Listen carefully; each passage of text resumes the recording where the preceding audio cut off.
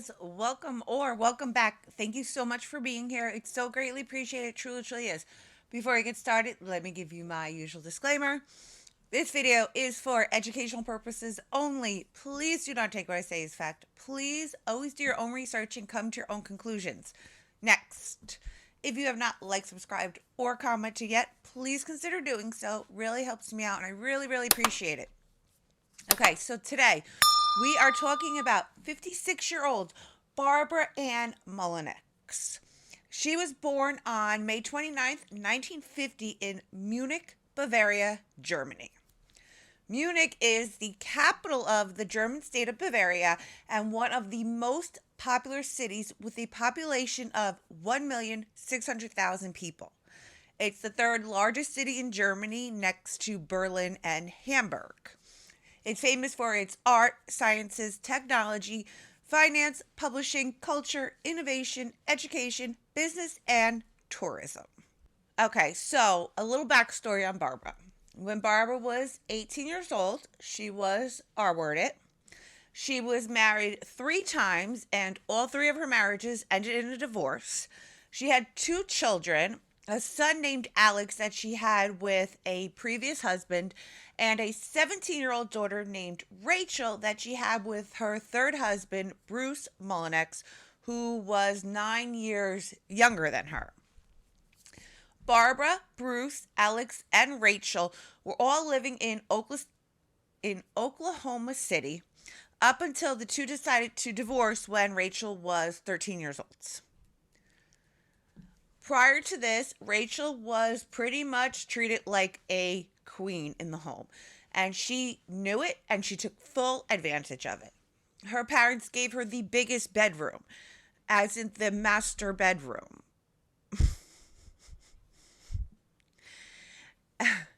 She was given over-the-top birthday parties. As she got older, she was able to convince her parents to enroll her into a special school that would only require her to attend class once a week. I don't know, why didn't I get that deal? Just saying. Rachel was born in 1989. She made good grades growing up. She also participated in multiple extracurricular activities that included basketball, ballet, and gymnastics. So by all accounts, she had a pretty typical childhood. Her parents had always struggled with alcoholism, but by the time Rachel was 10, her parents' drinking had gotten increasingly worse. To make matters worse, Barbara was a mean drunk who would verbally and physically abuse Rachel and Bruce when she was drinking. She would pull Rachel's hair, hit her, and just say the most god-awful things to her. Things like, your father's going to whore you out to pay the bills. Allegedly. Police even showed up to their home in Oklahoma multiple times to defuse arguments. Once in 2002, police were called by neighbors. When they arrived, they found 12-year-old Rachel outside claiming that her mother had bit her. Police reports would indicate that Rachel did have bite marks on her back that were not self-inflicted. Rachel would later tell police that she fabricated her story. No charges were ever pressed on Barbara or any other members of the Mullenix family. However, when she wasn't drinking, she was a completely different person according to multiple family members. Like, she was a good mom. When Rachel was 13 years old, her parents decided to divorce. So Bruce Mullenix would move to Newport Beach, California for a job opportunity, and Barbara would decide to move to Tampa, Florida. A huge, huge mistake that the two made. After the divorce, Bruce and Barbara would make Rachel decide which parent she wanted to live with. And divorce is hard enough on children, but to ask a 13-year-old to pick between 2 parents, especially 2 parents that are going to be living across the country from each other, that's a lot of pressure on a child. I mean, we're not talking, okay, Do you want to live with mommy or do you want to live, with daddy who's 20 minutes away? Like, we're talking other side of the country. That's a lot of pressure to put on a child. Because children, especially because children, they never want to disappoint either parent. And you're pretty much putting them in a lose-lose situation, and it's not fair. I almost wish that they would have just put a parenting plan into place and told Rachel that she had to follow it and that was it. But like you will see as the story continues, Rachel ran the show in that home. She got the master bedroom, for Christ's sake. I mean,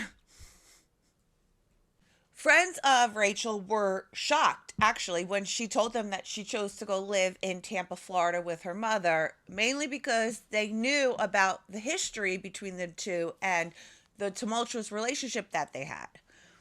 In 2004, police responded to a 911 call at Barbara's townhouse in Tampa. The call came in as an assault. When officers arrived, they found Barbara at the home, and she was visibly upset, nervous, and shaking. She had injuries all over her, and the injuries were not self-inflicted.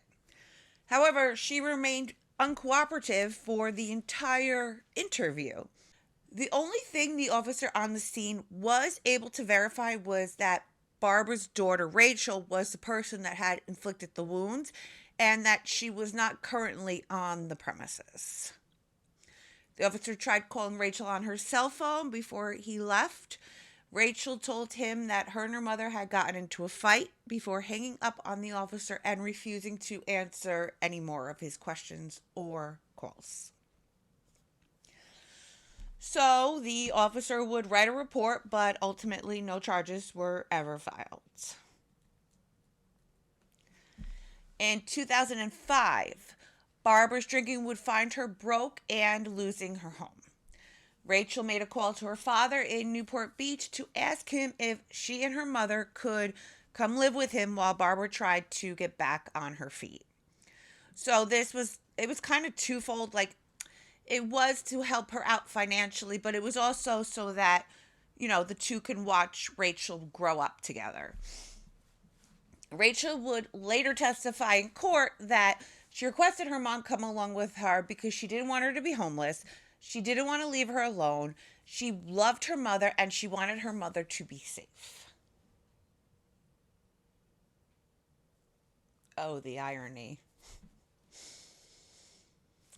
Bruce would testify that although he was extremely reluctant to have his ex-wife come live with him, he knew that was the only way to get Rachel to California, so he agreed. So Barbara and Rachel packed up and they drove cross country to Bruce's condominium in California. Newport Beach, California is one of the wealthiest communities in America. The beach community is just south of Los Angeles. It has prime real estate that is extremely expensive, especially if you want a home on the water. And it's absolutely beautiful. It has a very low crime rate, and the crime that it does have is mostly property crimes. So Bruce and Barbara stayed in separate bedrooms in the home. They basically lived like roommates and fought like a couple. In May of 2006, 17-year-old Rachel would meet 21-year-old Ian Allen at a party. They begin chatting it up, and the rest is pretty much history. Ian was described as a quiet punk surfer skater kid. He was protective, respectful, came from a good family and a good home. He worked full-time and he paid his own bills. And even though her parents grew to like Ian Allen, it has been stated numerous times that Barbara became very jealous and resentful of Ian.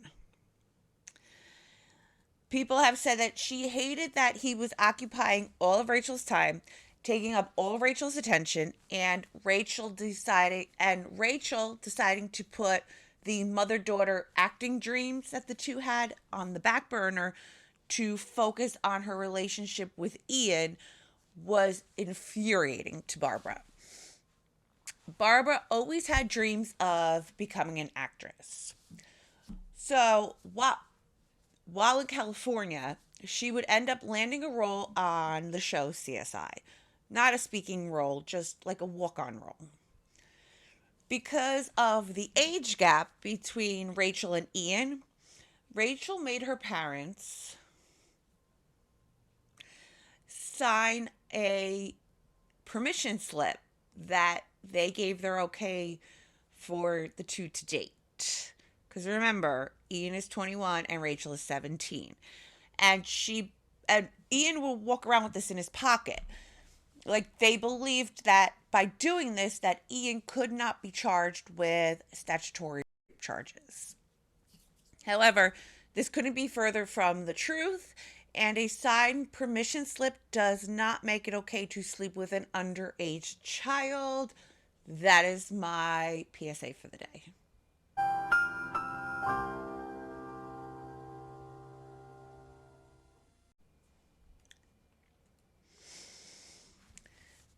The only demand that her parents had when signing the permission slip for young Rachel that ran the show would be that she obeyed her parents' 1 a.m. curfew. Even that's too much for Rachel. August 31st, 2006, 2 weeks before the murder, Rachel would fall asleep at her boyfriend's house and miss her 1 a.m. curfew. Barbara was so furious by this that she actually drove down to Ian's house at 1 in the morning and began banging on the family's door and causing a scene. I would do the same thing for my kid, to be honest. When Rachel and Ian came to the door, Barbara began screaming at Rachel, "What are you still doing here? Are you on drugs?" She then pulled her out of the home and forbade her from ever seeing Ian again. 10 days after the incident, Rachel wrote in her diary that things with her mother were getting worse, calling her fucking crazy and saying that she threatens her every single day over Ian. September 13th, 2006, a Newport Harbor yacht owner saw something that looked like a body wrapped in a bed sheet and floating in the water. He phoned police, and when they retrieved the floating object, to their horror, they realized that it was indeed a dead body. It was a woman in her 50s with no identification. She had been stabbed over 50 times in the torso, face, neck, and back. She also had, oh, sorry, I completely forgot this. Let me give you a trigger warning now. I'm sorry, guys, but nothing bad has come yet. It's coming now. It does get a little gruesome, so I'm sorry. I forgot to give you that. That's my bad. But yes, trigger warning, things get a little gruesome, just so you know. Okay. Barbara had a butter knife embedded beneath one eye with the handle sticking out of her eye socket. They also found a half-closed 4-inch knife with blood and skin still on it that was wrapped with the body. They also found a large TV box floating near the body. 2 of the injuries were to the jugular vein and the carotid artery. With either of these wounds, the victim would bleed to death and be dead within minutes if they didn't receive immediate medical attention. The medical examiner also determines that the victim was killed sometime between Tuesday night and Wednesday morning. Because the victim had no ID on her and because she was floating in the water, police were worried about how they would be able to identify their Jane Doe because now the fingerprints weren't going to work. But luckily for them, Barbara had breast implants. So, fun fact. Implants have an ID and serial number on them. This is done to identify where and when the implants were manufactured for research purposes and to notify a patient if their implant happens to have a recall on it. So, From the serial number, they were able to identify that the implants belonged to Barbara Mullenix, that they were made in France, and that the surgery took place in Oklahoma City. They're able to get an address, and they head over to the address, the condominium, to look around. Because of the circumstances, police were granted entry into the home. While they were there, Bruce Mullenix, the ex-husband, comes home to find officers in his house. He tells them that he'd just gotten back. It looks so terrible. He tells them that he'd just gotten back from a business trip 2 hours away in Fresno, California. And when police hear this, Bruce to the top of the suspect list. I mean, how convenient that the day your ex-wife, that you don't like, gets murdered, you happen to be on a business trip in Fresno. That sounds like your typical killer alibi, right? He tells police that both he and Barbara were at fault for the demise of their marriage, but he stresses that a huge factor was Barbara's excessive drinking and use to him and his daughter while she was under the influence. The house shows no sign of forced entry. Inside Barbara's bedroom, police find a missing mattress and a missing box spring, a bloody handprint on the wall, and a sponge with blood on it. They find latex gloves in the kitchen, and the knife from Barbara's eye matched the cutlery set that was in the kitchen of the Mullenix home. So now it looks really bad. Now Bruce is like all the way up there. After police look into Bruce's alibi, he ends up being cleared. He had nothing to do with this. Okay. But where is Barbara's missing daughter, and is she in trouble? So Bruce tells police about Rachel's boyfriend, Ian Allen, and officers head over to Ian Allen's parents' home. When they get there, Ian's parents tell police that the last time that they saw the two was a couple of days ago. They go on to say that they got into Ian's truck and they took off. The Allen parents allow officers into his room to look around, and they end up seizing a laptop. From there, they take the laptop back to the lab, and forensics show that a search for directions from Huntington Beach to Tampa, Florida was made. So police decide to put out an APB for Ian's truck along with a description of the two. They also begin tracking the two's credit card activity. Less than 24 hours after putting out the APB, officers get a hit when they see activity on the cards at a gas station in Sulphur, Louisiana. September 15th, 2006, an officer spots and pulls over Ian Allen's truck. Ian gives himself up without incident. Rachel jumps out of the truck and starts running towards officers, telling them that she had been kidnapped and taken against her will. Ian is brought down to the station and Rachel is brought to the hospital. After doctors confirm that Rachel has absolutely no marks on her, she's also arrested and taken down to the station.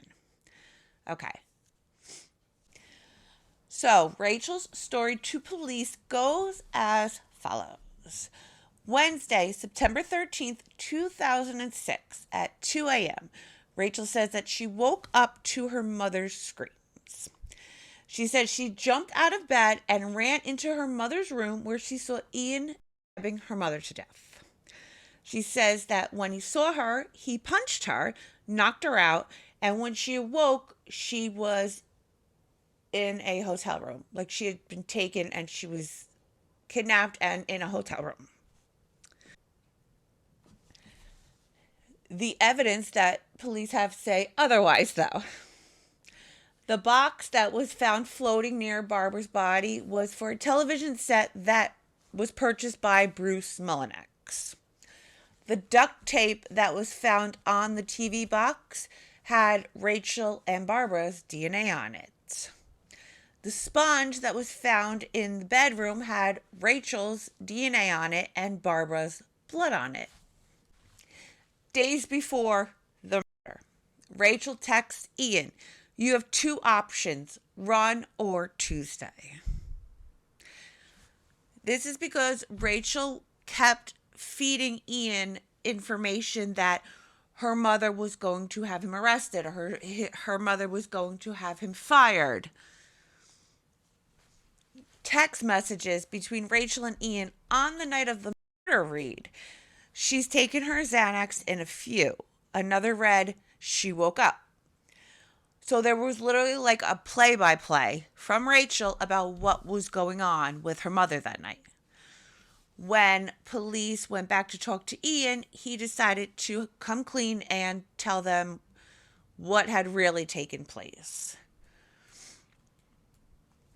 He says that Barbara was making it very difficult for the two to be together, and the threat of statutory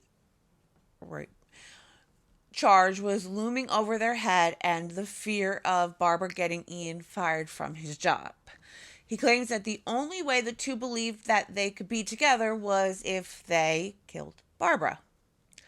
So he snuck into the house that morning after Barbara fell asleep and her father was in Fresno at his business trip. He claims that he grabbed a couple of knives from the kitchen, walked into Barbara's bedroom, and began stabbing her. When questioned about the knife in the eye, he told detectives that he believed that that would kill her instantly. But instead, it just made her scream louder. He, up to this point and pretty far into the trial, he took the blame. Like, he says that he's the only one that did it, and all Rachel did was watch and help with the cleanup. Like, she was an accessory after the fact. Police say no, and hell to the no. There were 3 knives used, and at least 2 people did this. That's what the evidence says, and I believe it. It's not rocket science. After she was dead, the two put Barbara in the 27-inch TV box. Rachel sealed it shut with the duct tape. That's how her DNA ended up on the duct tape. A neighbor came forward to tell police that he heard screaming, yelling, and doors slamming, going on to say that he then observed 2 people, one of them being Rachel, dragging a TV box out of the residence toward Barbara Mullenix's Volvo. After this, Ian took Barbara's mattress and box spring to a field to burn it, while Rachel stayed back to clean up the blood with the sponge that was found at the scene and pack up her stuff. Phone records would show that while Ian was burning the mattress, Rachel was texting her kidnapper that she was so terrified of, "I love you." Let's see. Do I have to be the one to do it? I'll be the one to do it. Why didn't she call her dad during this time? Why didn't she call 911 during this time? Why didn't she run to a neighbor for help during this time? It's not because you were this helpless little victim that was so scared and so petrified. It's because you were an active participant, Rachel. And you're less than smart. Both of you are less than smart. After Ian returned back to the residence, the two would continue their shit job of covering up this murder that had just taken place. A neighbor also witnessed Ian Allen loading a bunch of black trash bags into his truck and driving away. He drives the garbage bags down to his job and asks his boss if he could use his dumpster. Oh, God. You couldn't have found any old random dumpster. One employee at the business said that Alan looked like he was very sweaty and that he had been doing some kind of labor. Inside the discarded trash bags were Barbara's wallet, purse, checkbook, makeup, compact discs, and other personal items. They then took Barbara's ATM card, withdrew money in Huntington Beach, California, and took off until they were finally found. June 7th, 2008, Rachel's trial begins. Rachel takes the stand and admits to lying about being kidnapped and waking up in the hotel room. She then tells the court that she was R-worded by Alan, and because she was so scared, she was an accessory after the fact. No, she wasn't. The jury didn't buy into it either and sentenced her to 25 years to life. Ian Allen's trial started just 2 months later.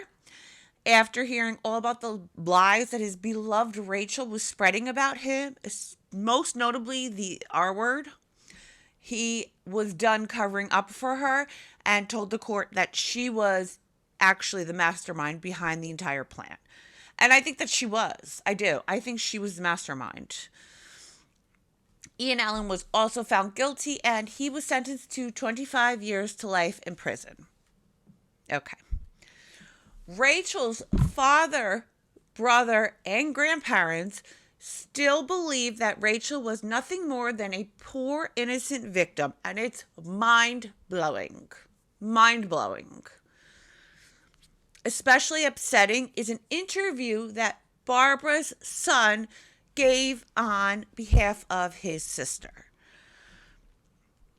Okay, look.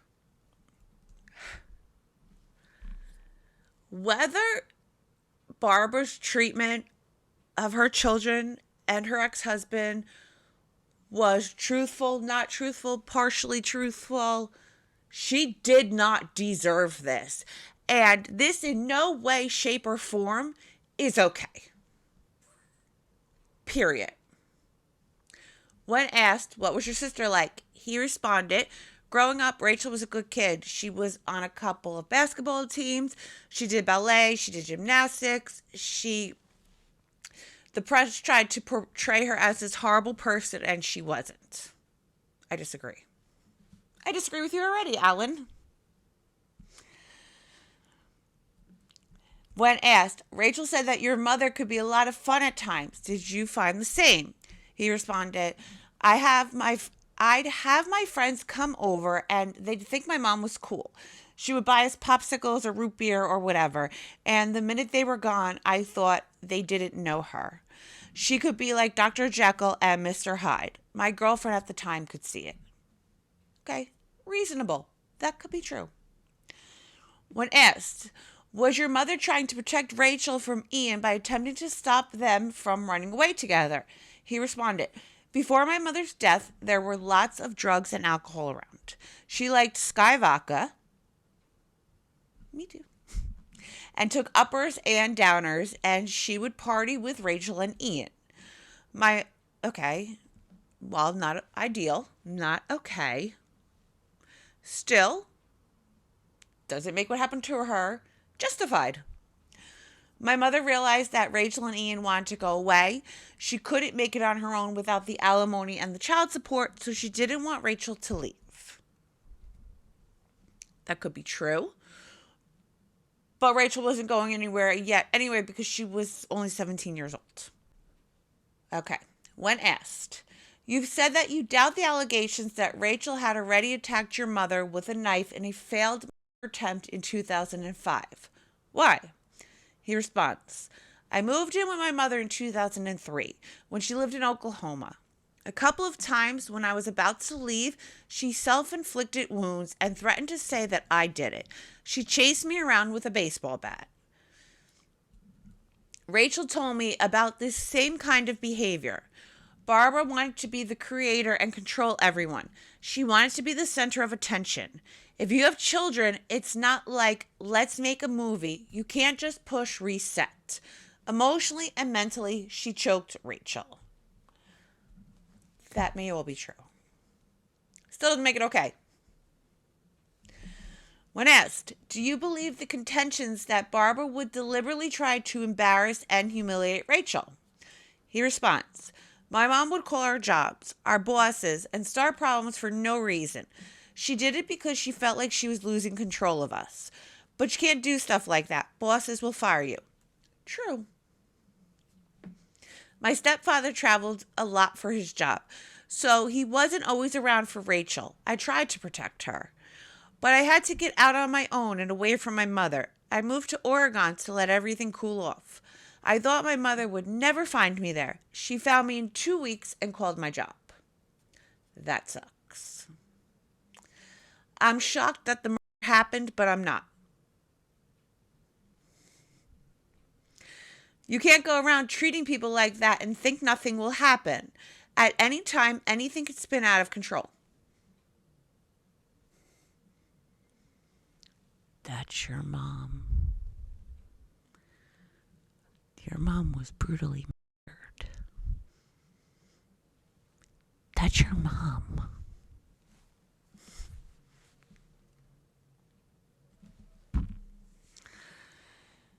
Do you think Rachel participated in the murder? If anything, Ian was the one behind planning everything. He had a third person. I disagree with you, Alan. Were things ever good between Rachel and your mother? The first few years of Rachel's life, yes. My mother was calm. She dressed Rachel in the best clothes and taught her the best manners. I think Rachel forgot those teachings. How have you coped with the murder? It's taken me 10 years to work through it. I went back to college, got an associate degree in psychology. Good for you. I wanted to see what I could make of myself in the aftermath. Bravo. Would you like to see... And then you answer this. Would you like to see Rachel released from jail? Absolutely. She's suffered enough. I haven't been able to hug her since 2005.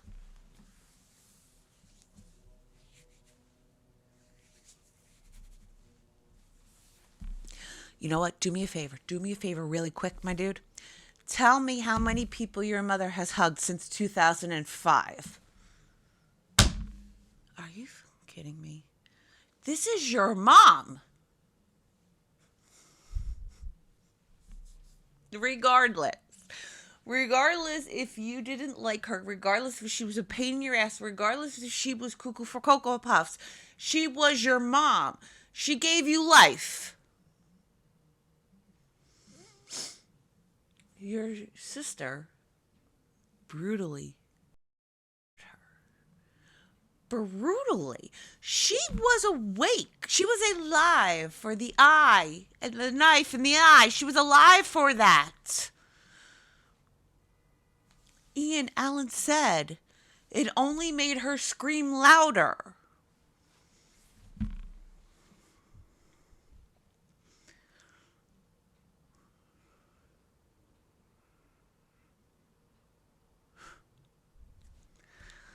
October 14th, 2022, Rachel Mullenix is released from prison and is now living with her father in Newport Beach, California.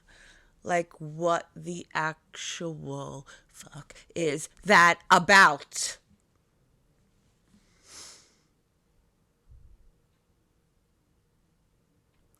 Meanwhile, Ian Allen still remains behind bars. So... Why? Listen, truth be told, I think that they both need to rot in jail. But if I had to pick one to get out, I'd pick Ian Allen. I would pick Ian Allen. This was her mom. She orchestrated it. She planned it. She text messaged him about it.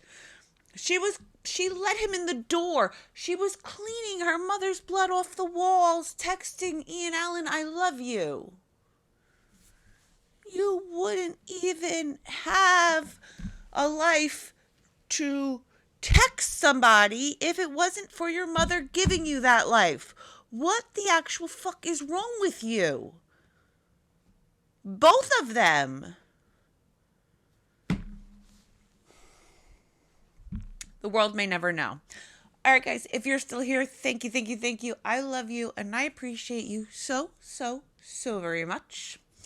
Please leave me a like and a comment. Please subscribe if you haven't yet and you feel so inclined to. If you have any case suggestions, please email me, harding527@yahoo.com. And until next time, stay safe out there.